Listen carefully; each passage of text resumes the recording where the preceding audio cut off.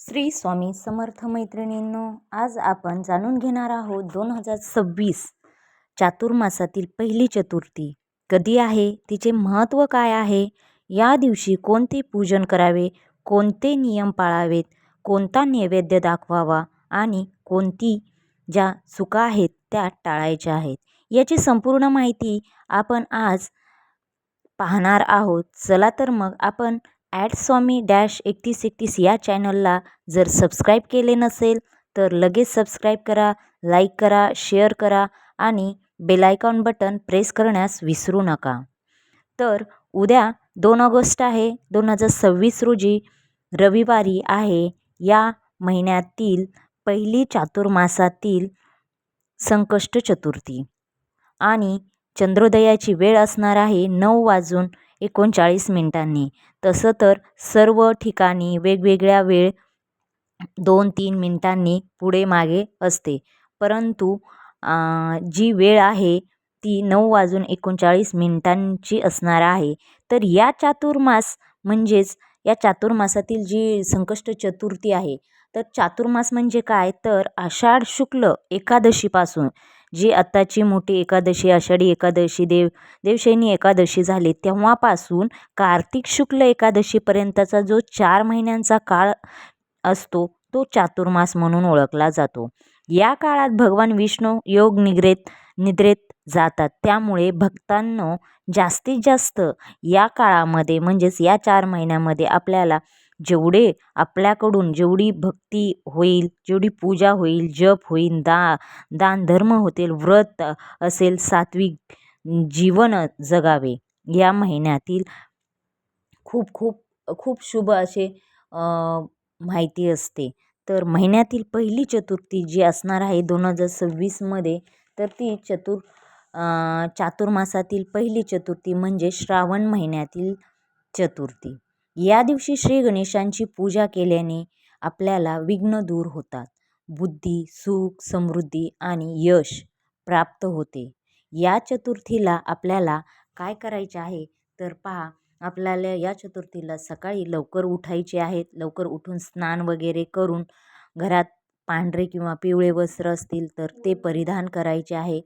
घरात सर्व ठिकाणी स्वच्छता वगैरे करून गणपती बाप्पांची मूर्ती, देवघर, देवपूजा वगैरे करायची आहे. मूर्ती साफ वगैरे करायची आहे. पंचामृतने ते अभिषेक करायचा आहे. जेवढं आपल्याकडून होईल तेवढी सेवा तुम्हाला उद्या करायची आहे. तर फोटो स्वच्छ करून फुले अर्पण करावीत. या दिवशी आपण दुर्वा, लाल फुले, हळद, कुंकू वाहावे, दिवा लावावे आणि धूप लावावा. आणि न चुकता आपल्याला या दिवशी ओम गण गणपते नमः या मंत्रांचा किमान 108 वेळा का होईना आपल्याला जप करायचा आहे. गणेश अथर्वशीर्ष किंवा गणपती स्तोत्राचे पठण करावे. अशा प्रकारे या दिवशी सकाळी गणपती बाप्पांची पूजा व मंत्र स्तोत्र म्हणावे. आपल्याला या दिवशी कोणता नैवेद्य करायचा आहे, तर तुम्ही यापैकी कोणताही नैवेद्य करू शकतायत. मोदक, लाडू, गूळ, खोबरे, केळी, नारळ, पंचामृत यांचा नैवेद्य दाखवा. हा नैवेद्य भावपूर्वक अर्पण करावा. हा भावपूर्वक अर्पण केलेला कोणताही सात्विक नैवेद्य गणपती बाप्पा स्वीकारतात. आपल्याला या दिवशी कोणाचाही अपमान करायचा नाही, कोणाशी खोटे बोलू नये, राग भांडण टाळावेत.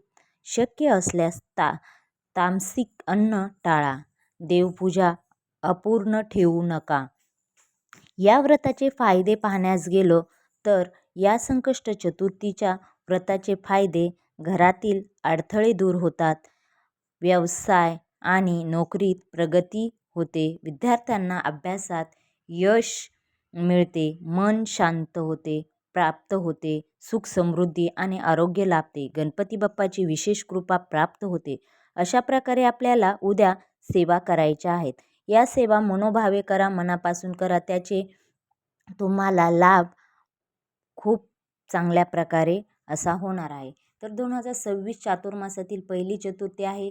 कधी आहे, काय आहे, संपूर्ण माहिती, शुभ मुहूर्त काय आहे, पूजा विधी कशी करायची आहे, नैवेद्य कोणता करायचा आहे, काय करू नये, काय करावे, काय टाळावे, याबद्दलची संपूर्ण माहिती मी तुम्हाला आपल्या या व्हिडिओवर सांगितलेली आहे. कमी वेळात खूप काही माहिती सांगितलेली आहे. जर तुम्हाला अजून काही माहिती हवी असेल तर नक्की आपल्या चॅनलवर कमेंट्समध्ये नक्की सांगा. अजून काही तुम्हाला माहिती हवी असेल तर नक्की मी तुमच्यापर्यंत अजून काही माहिती पोहोचवण्याचा प्रयत्न करेन. अशा प्रकारचा आजचा जो व्हिडिओ आहे तो कसा वाटला तर नक्की मला कमेंट्समध्ये नक्की सांगा आणि आपल्या चॅनलला नक्की लाईक करा, शेअर करा, सबस्क्राईब करा आणि बेल आयकॉन बटन प्रेस करण्यास विसरू नका. कमेंट्समध्ये नक्की लिहा. श्री स्वामी समर्थ, श्री स्वामी समर्थ.